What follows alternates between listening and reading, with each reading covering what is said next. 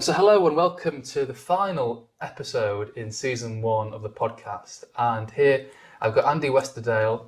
Andy is a portfolio landlord and a commercial finance specialist. So in this episode we're going to find out how Andy got started in property, and Andy's going to share his tips and tricks with us all. So Andy, thanks very much for coming on the show. Thank you, Marco. It's a pleasure. So good afternoon. Lovely. Well, you haven't come from too far. You're only a couple of miles down the road. 10 minutes down the road, yeah, which is good. That's great. Very handy to have. Very handy that you're nearby. So, first of all, we're going to talk about property investing. So, Andy, tell us your story. If I'm not mistaken, you started in retail and then eventually transitioned into property. So, tell us your story. That's right. Yeah. So I'm going back a lot of years now. So, sort of the late 80s. I was in retail where I had a retail shop, which was newsagents, off-license kind of selling sweets, newspapers, alcohol. And my main competitor, after I'd been going probably about 3 years, my main competitor sadly died. Okay. And the shop, he died and the shop became empty. And all of a sudden my takings went kind of like 50% grew overnight. Yeah. And I remember thinking, I don't want that to open up again, because obviously it was benefiting me. And back in those days, there was no such things as buy-to-let mortgages or anything. I don't think they started until about 96. Okay. So in those days, you went along and saw your bank manager, and he had an office in the local branch, and you kind of just popped in and said, "Is he available?" And the cashier would go and see if he was, and so I showed him my figure. He knew my figures from the previous year.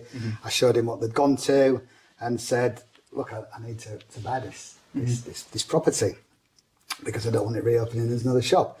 And it was as simple as this. He just said to me, "Right, yes, I can see that's to a great advantage to yourself. So I will drive by tonight on my way home, and I'll give you an answer in the morning." Wow. So solely the bank manager's discretion, no real underwriting. No. Wow. Yeah, and he gave me a call the next morning, mid-morning, and said, "Yeah, I've had a look. It's worth what they're asking. Get an offer, or try and chip him a little bit." Yeah. And we were successful. So on his drive back from work, he just passed by, quick 2 minutes there, looks good to me, and that's Simple that. as that, yeah. Wow, how things have changed. That's incredible. I mean, it's funny you shared this story with us, because I've got a good friend, he's in his 70s, and how he got in property sounds very similar to that. You go to your bank manager, you plead them, "Oh, this is a really good case, and want to buy these 3 properties and flip them." That all the decision-making process lies with that sole person. If they wake up and they're feeling positive that morning, yes, you've got a loan, well done. Yeah. If not, see you later. So it's amazing how things have changed. But I quite like that old school way of doing business, where the bank manager has the discretion. He or she can make that decision. I think that's quite interesting. So you convinced the bank manager to loan you the money to purchase this shop? Well, he did ask me what I was going to be doing with it. So Okay. my idea was I had a flat above the shop. Okay. That I already owned, and that was my first kind of rental property. Yeah. And I kind of thought, well, I know what I'm going to do with that. I'm going to convert that into 2 self-contained flats. Yeah. So I went along, did the planning application myself. Yeah. Got somebody to do me some drawings. Again, that was quite a simple process back then. Was this in the 1980s, did you This say? would have been about 88, 89, yeah. And how was the planning process then compared to how it is now? It was just so simple then. Yeah. It was like you just got some drawings done, and put your application, you paid a fee, and off you went, really. So yeah, we did that. Got 2 1-bedroom self-contained flats out of it. So the shop never opened again, which made good for my business. Plus, I then had another 2 rentals coming in, which covered the loan and a little bit extra. So double whammy there, because not only did your business keep on thriving because the competition never opened again, but also you've grown your property portfolio at the same time. Yes, yeah. Incredible. Yeah. So just a question I've got before we move on. Yeah. You said buy-to-let mortgages didn't really exist then. So what was it kind of a commercial loan? How was it financed? Yeah, it was just like a term loan that I agreed with the bank manager. I think it was, I can't remember what the rates were then in them days, but it would have been like 1.5 over base rate. Okay. Whatever base rate was, and I can't think back to what it would have been. Probably about 7%, maybe the base rate then. Okay. So yeah, so you're paying more than what you are paying Yeah, today. yeah. Which I've been barking on about in all my videos. Yeah, you think it's expensive, but actually, if you take a 50-year average on the UK, it's not expensive at the moment. So No. there's money to be made. And at that time, prior to buy-to-let mortgages, is that how most of those loans worked? They were variable I in the believe nature. so. Yeah, that's how most banks dealt with commercial loans in those days. Yeah. Okay, so you've got this property. Well, you split it into two. Yeah. What was next for you, Andy? So then I kind of, it was always at the back of my mind. Oh, it's good this. And then I got the chance of a property came my way. I wasn't particularly looking. Somebody mentioned it, and it was what you'd now call a HMO. Back in those days, it was just like a house share. But that was a bad experience I had with that one. Oh. It was in the wrong part of town. Okay. So it was. I think it was an 8-bed, if I remember. Yeah, 8-bedroom. But the tenants weren't very good. Okay. So I had a bad experience with it. Again, I just thought it'd be something that, because the other ones had gone so smoothly and so it was so easy. I didn't do any due diligence really. I just bought it and ended up having to. I had all sorts of problems. The police kept coming and breaking down doors. That's the kind of tenants that were in there. So I ended up putting in an auction and I ended up getting my money back. So at least you got your money back. Yeah. Well, I guess you learned your lesson. Did that put you off buying HMOs going forward? It did, and it put me off buying property for a while. Oh, right. So that was kind of for quite a period of where I just kept the 3 flats, carried on with my retail shop. And then eventually, as the supermarkets kind of started getting a stranglehold on retail, I looked for something else, and hence I went into the hospitality business. So how was that for you? Well, that was another a great learning curve because I'd not been in the industry before, and it was we built. So I did it with a friend of mine who was also in retail. And we found it was an up and coming area where it was a strip where there was kind of like cafe bars. So this was in 2001, 2002, and we found a property on the strip which was an old HSBC bank and a retail unit next door which was owned by one landlord. And we thought, that would make a great bar. Again, we didn't know how much it was going to cost, really how to go about it. But we spoke to the agent, we agreed some terms with the agent. It was ongoing for about 6 months.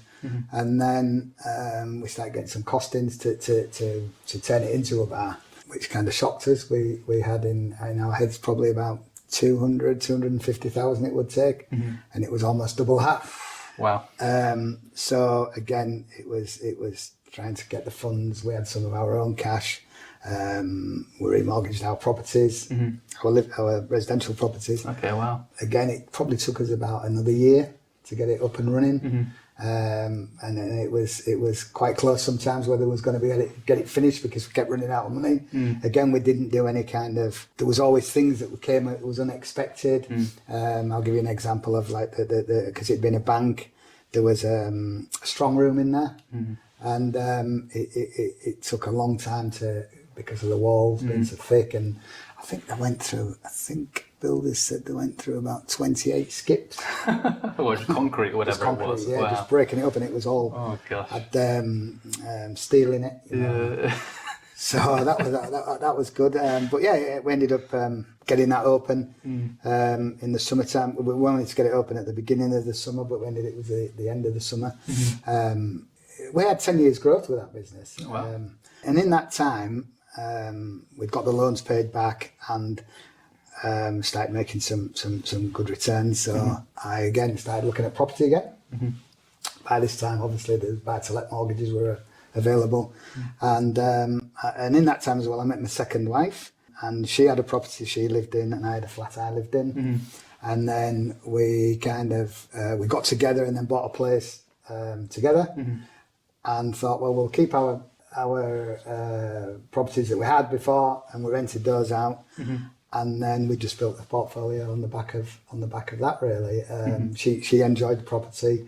We was buying stuff we bought quite a lot of stuff just after the crash in 2009, and there was a lot of stuff that had been repossessions on the market, a lot of probate stuff. I was buying a lot of stuff that had elderly people living in died or people that had thrown the keys in and they'd been left for a while. And so yeah, we quite enjoyed doing those up and getting them available to rent. Okay, so let's go back to the bar that you bought. Yes. You say it's on the Strip. You know, I can imagine some people watching thinking, "Oh, it's in Las Vegas somewhere." Yeah, Tell us whereabouts where the bar was. It was in Hull. Yeah, on and that's the where outskirts you're of Hull. from. That's where I'm from originally. Yeah, we also grew from the one bar to ended up with 3 bars and a nightclub. Wow. That's for another podcast, the nightclub. I bet you got free drinks wherever you went, right? So you built up your I suppose bars and your club in Hull. Yeah. And you mentioned that the cost to develop the initial property, the initial bar anyway, was more than what you budgeted for. Did you have to raise finance from elsewhere, from like a lender or a private individual? We did. We kind of we got some finance through relatives because we was new as well. A lot of the mainstream banks didn't want to know. Okay. And we got quite a bit of funding from an asset finance company. Okay. Yeah. But again, that taught me a lot about the financial side of commercial finance. I think the last 150 grand, again, it was that was through private financing that somebody was prepared to lend us, that was a third party that came from somebody else. Yeah. So it was a tough time, but it was exciting and it was good at the same time. It sounds so many moving parts, and I can imagine you see a bill that maybe it's unexpected. You think, oh gosh, I've still got 100 grand that's got to go out in the next 6 months. How do I fund that? Yeah. But we'll pause this for now, and we'll come on to kind of finance a bit later on in the video. So I think your story is quite interesting, so we're going to stick with your story. So you fast forward, you've got 3 bars, you've got your nightclub, you started buying more property, especially after the crash. Yep. You mentioned how you bought, properties that were in probate and, repossession, things of that nature. I'm assuming you're buying at really good price points. Yep. So the question I've got for you, Andy, is, you started with your flat and then you got 2 more flats. How did your strategy pivot from starting to invest in property to becoming a portfolio landlord? I think it was because I'd had the bad experience with the HMO shared house. I kind of had shelved property investing, and it wasn't until me and my wife got together and we had our properties, and we thought, I know what, we'll buy another property and we'll keep these and rent these out, and that kind of got us a liking for it and a taste for it. So that's how that came about. So yeah, what you're saying is that you fell back in love with property again. It was kind of almost an emotion and the right time for you. Yeah. So Andy, you've got a large amount of development experience. Talk to us about another development that you've undergone that's, I suppose, separate to the bars and separate to the nightclub, but more property related. Because I know when we spoke off there, you've mentioned that you had this development that you wanted to speak about. Yeah, so I back in 2015, 16, there was a lot of work going on in Hull, a lot of investment going on, and there was Siemens had opened a wind turbine factory in Hull, and a property came on the market that had been a care home, and the Quality Care Commission had closed it down because it wasn't being run properly, and they cleared all the elderly people out, and it became vacant, and it was just on the market with a local agent. And I thought to myself, there was a lot of HMOs were springing up in that part of town because of the contractors that were coming to work in for Siemens in the wind turbine factory. So I thought this would make it was an 18-bed ex-care home, needed a lot of work doing to it, but I thought this would make a great large service accommodation HMO stroke for contractors. But unfortunately, I bought it thinking this will be okay. Yeah. But I had problems with the planning on a parking issue. Okay. We could only get 7 cars on the land to park, and they were of the impression that as it was going to be contractors and there would be vans and there would be vehicles, then it would cause a problem with parking in that area. So unfortunately, we got turned down on planning for that. So then we readjusted the plans and put some drawings in to make it into 10 flats. And again, we got refused on the parking aspect of it because we couldn't get enough. They wanted something silly like about 1.5 car parking spaces per flat. We ended up then going to Plan C, which was to then turn it into 3 4-bedroomed large Victorian houses. Yes. Which we did. So this had gone, 18 months had gone, and I'd funded this out of my own finance and some bridging finance. Mm-hmm. So the bridging had come to an end, and we still hadn't got the planning permission. Okay. So we had to re-bridge a bridge, so it was all getting very expensive. Yeah. But we got the first one built, finished, all done. Number 592 it was. I'll never forget what it all done. It looked beautiful. It's fabulous. And got it up on the market with a local agent. Got lots of viewings. Got a price agreed. Young family. Loved it. Wanted it. Put an offer in. Accepted the offer. They got their survey done for the mortgage and valued up okay. But then they decided, because it had been a refurb, they wanted home buyers report doing. Okay. And it was funny because it was the same surveyor came back to do that. Yeah. And he came back 2 weeks later, and there was a little stem of Japanese knotweed in the garden. Oh, no, you're joking. No. So he said it was unmortgageable. Oh, I then sort of panicked, because then we needed to sell that to raise the money to complete the other two. okay. Anyway, we got an expert out, and it ended up that it had come from the property next door. Yeah. And encroached onto our property, and I needed to get a treatment plan setting process, which would then, once you get the certificate, makes it mortgageable again. In the meantime, I told the people who were buying it, but they didn't. Yeah. Put them off, you know. Yeah. I think the friends down the pub had said, "Oh, once you've got it, you're always gonna," that kind of, Yeah. you know. Well, you've got to disclose it for however many years in the legal pack, don't you? I've forgotten how many years it is. Yeah, I can't remember now. So just we're digressing slightly because Japanese knotweed. I find it truly fascinating how a plant can make a property unmortgageable and literally can ruin people's lives if they can no longer sell this property, you know, with someone who's buying with a mortgage. How long was it between identifying the Japanese knotweed and then the property being mortgageable? Well, what happened was, this one stem, just in the space of 2 weeks, just suddenly popped up out of nowhere. Because it's seasonal, it's Japanese knotweed, it dies and then it comes back again. So the treatment has to be ongoing for a 3-year period, so they come twice a year. When all this happened, I then thought, right, do you know what, I'm just going to rent it and then try and find the money to do the other two. Which is what I did in the end, and I've still kept that property. I've still got the same tenant in there. So I kept that one, and then I borrowed some money from a friend, and we did the next one, and we got that one done, and we then sold that one. Okay. Got the money to do the third one, Yeah. and I've kept that one, so I've kept 2 of them in. Because as it ended up, I probably, with us not getting the original planning permission I wanted, we ended up with where we'd not sort of made any money on the development. Yeah. So I thought it might be better to keep the 2 and then let them, they'll grow over a period of time. And so in the end, I didn't actually lose any money. I probably broke even on it. But surely now with the values they are today, you make money, right? Yes. There you go. Yes. That I guess that's sometimes I think in property, time fixes the issue. It does, exactly right. If you do nothing and wait and be patient, time fixes the issue, which is great. This is why I can't understand when people say, "Oh, I've gone into negative equity," and they don't want to pay the mortgage anymore. They throw the keys in, because eventually it will come out with negative and it will grow.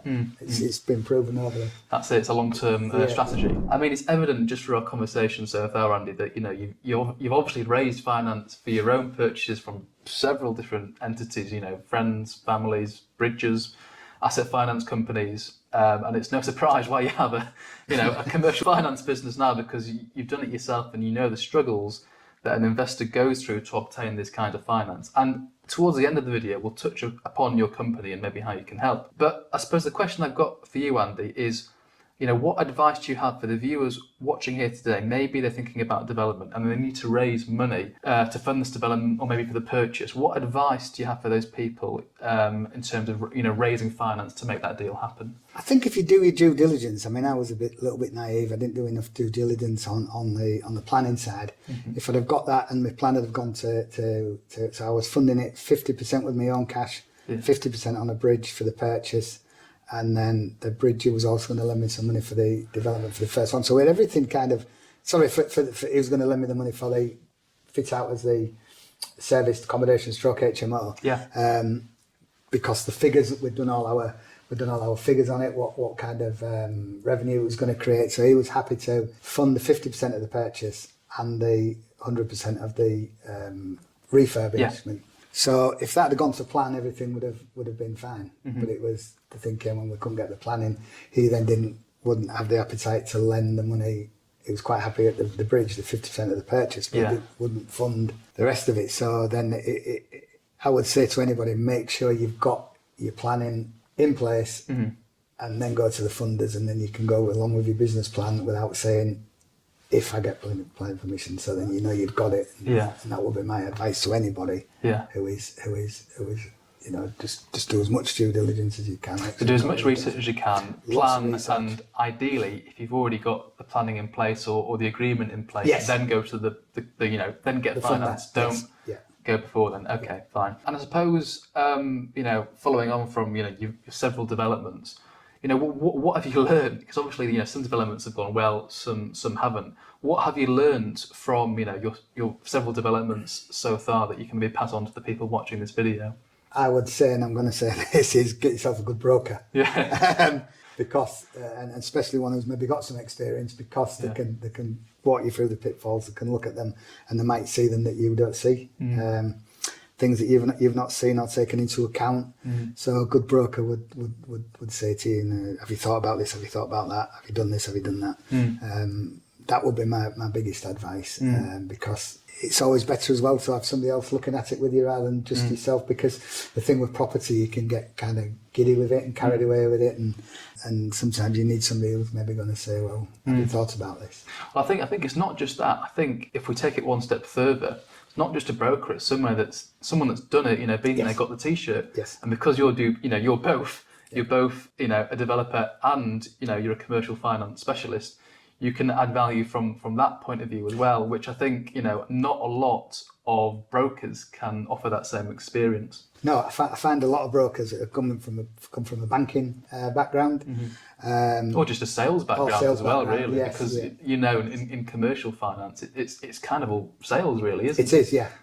So it's nice that you've got that background, and obviously you can maybe guide your clients in a way that is going to allow them to better their returns, or maybe just ask them questions about things they haven't thought about as well. Yeah, sure. So final question I've got for you, Andy, in the development space. So you've done lots of developments. Some developments you've done yourself. Other developments you've joint ventured and come together with other people. What was your speciality? What was your job role, and how was the division of labour split? Well, a lot of the time I'm better with numbers than I am creativity.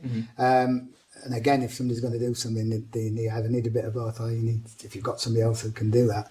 Whereas I was more, I drilled down more into the numbers and the costings, whereas my joint venture partners were more creative, and they did a lot of the design and the sourcing of the things and the kind of the glamour side of it, really. And I just kind of kept having to rein in with the costs a little bit. So you were the numbers guy, and you were raising the finance. Yes. Okay, that's great. And of course, that's why you're a commercial finance specialist. It makes sense, right? Okay, that's really interesting, because I think there's a common misconception that, and this is why I think a lot of people shy away from developments, is they think that they need to do everything, when in fact, if you're coming together with someone else and joint venturing, well, actually, your partner who you're partnering with will hopefully be bringing a different skill set to the table, and you can split the division of labour, so you can focus on what you're good at, and they can focus what they specialise in, and then 1 + 1 = 3 rather than 2. And that's, I think, a huge misconception, and what people struggle to understand with the development. You don't have to do it all yourself. You can come together with someone who's got experience, or someone who can add something different to the table. So we're going to come on to business and a couple of other things now. So you exited the hospitality industry when COVID hit. What was next for you, Andy? Well, after spending, I think it was a lovely summer actually that year. It was, the spring was really, really nice. So after getting bored, I just sat in the garden and drinking wine, and been on a sort of an extended holiday. I started thinking about, right, what am I going to do? And as I'd always been involved in the finance, and I was involved in a lot of the financial side of the hospitality business as well, it's always been something I've always been quite familiar with and passionate about. So I started just looking and looking at stuff online, and I thought, I know what I'm going to do. I'm going to go do my CMAP qualifications. So I've not done any kind of exams since my school days. So it was back to going back in time. But yeah, I really enjoyed studying for them. You know, it passed the time away, and then I did the exams. There's 3 exams. I passed the first one straight away, first time. The second one, which I said should have been easier, I actually failed the first time. Resat it, passed it, and then the third one, I passed that one. So yeah, I did that. It's a shame, sorry to interrupt, but it's a shame you can't get through on your experience alone, you know, how many developments you've done, all the numbers you've crunched. Well, it's actually quite funny, because then when you think you know a lot, but then a lot of it and probably a lot of it they teach you, you'll never use a lot of it, you know, a lot of the compliance kind of stuff. And then when you've passed it, it's a bit like learning to drive a car. You've got an instructor, and then when you're out on your own, it's different again. So for anyone that's unsure what CMAP is, correct me if I'm wrong, Andy, but it's the qualification you need to become a mortgage broker, right? That's right, yeah. Okay. So that's to do any regulated mortgage broking, yeah. So regulated stuff, like your own home, mortgages for your own home, not like bridging finance or commercial finance. No, that's all unregulated. Yeah. So you do have to have some knowledge and get some training from somewhere. There is actually, I was one of the first people in the country to actually get, it's called the Certification of Commercial Property Finance. Okay. It was brought out just this year by the London Institute of Banking and Finance. Okay.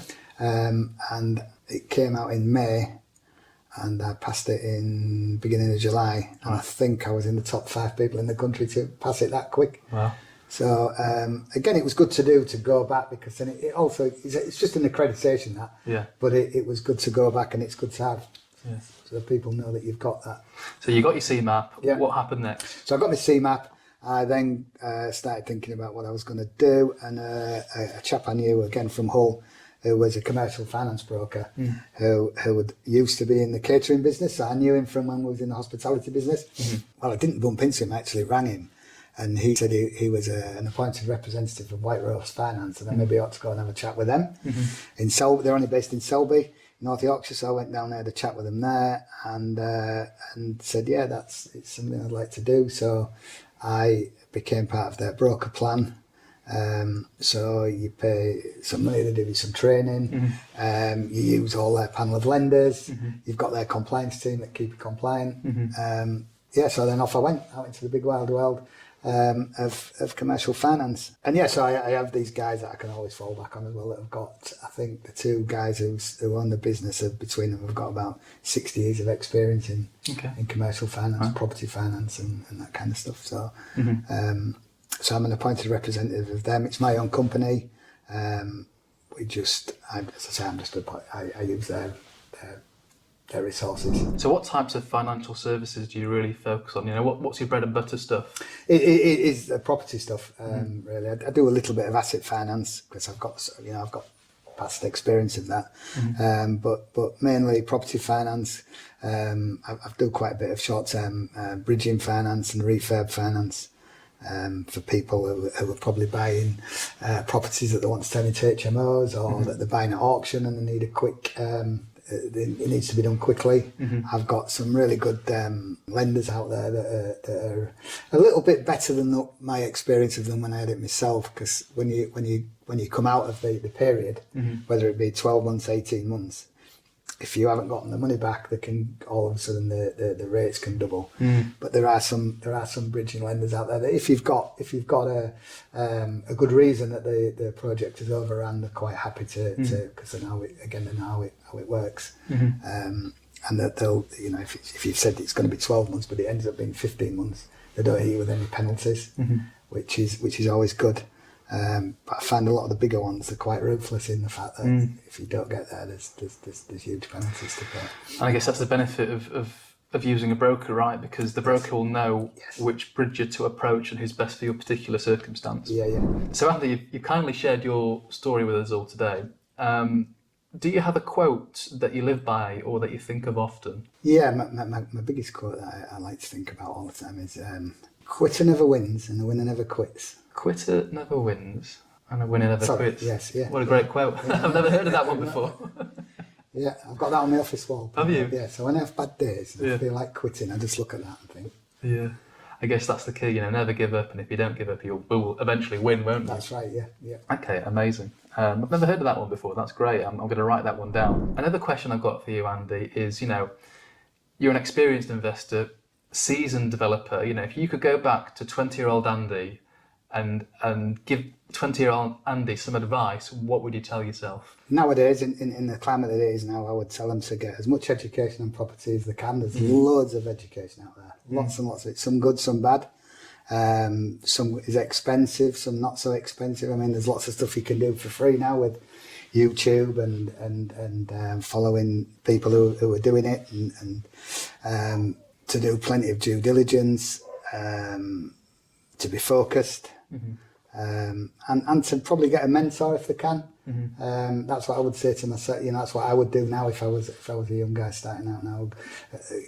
Try and get a mentor, get some education, but just have some courage and get out there and do it. Yeah. Some wise words. So to summarise, get educated, especially now.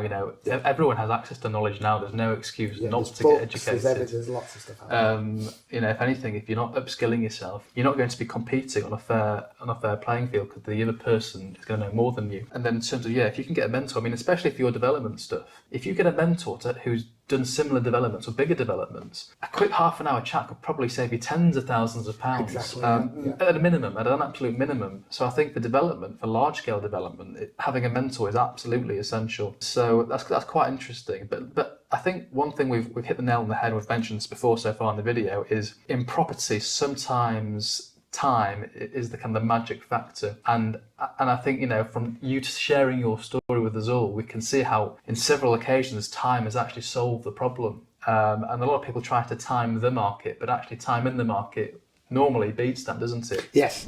So final question for Andy before we wrap up the video. Do you have a book that maybe resonated with you the most, or a book that maybe you've gifted often? A book that I was in hospital about 12 years ago having an operation, some kidney stones, and I read Rich Dad Poor Dad, which is a common one. Yeah. But one I've just read in the last sort of 12 months, and it's probably taken me about 12 months to read it, was Think and Grow Rich by Napoleon Hill. Wow, this is just, sorry to interrupt, this is really strange because, and you haven't watched this video because it's not live yet, but we had Julian Powell in the study and I asked him the same question, and he's just gave the exact two books that you've just given today.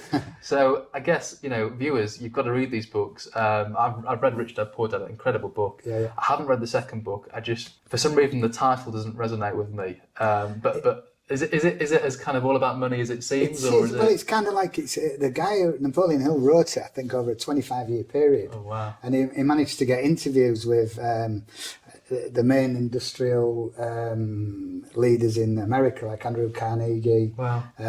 Henry Ford, quite a lot of them, and it'd taken him 25 years to compile this book. So a lot of it wasn't so much about money, it was more about business and about mindset and about how these guys operated. And it was just really fascinating to think that somebody like Andrew Carnegie's wealth in those days was equivalent to more than what Jeff Bezos has got now. Oh, really? Yeah.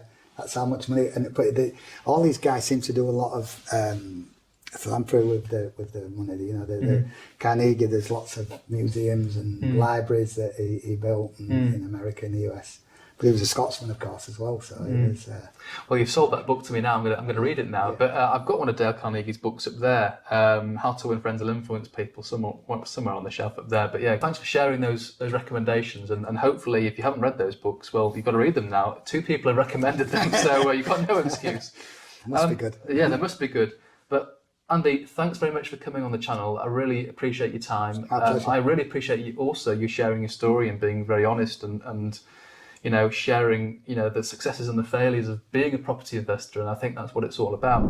So viewers, I hope you've learned something from Andy and maybe you can utilise some of the tips and tricks in your property investing. But Andy, thanks for coming on, and you'll have to update us, let us know how your business is evolving. Will do, yeah. Short-term finance is so popular now, especially with really good deals coming on the market now that prices are falling. Well, who knows where it's going to go? And it's so quick and easy to access. Yeah. So what we'll do, Andy, we'll link to your website in the description. So if anyone's looking for commercial finance, bridging finance, whatever that may be, go to the description and you can speak to Andy.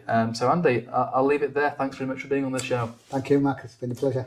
Take care. Thanks for listening. Thanks, mate.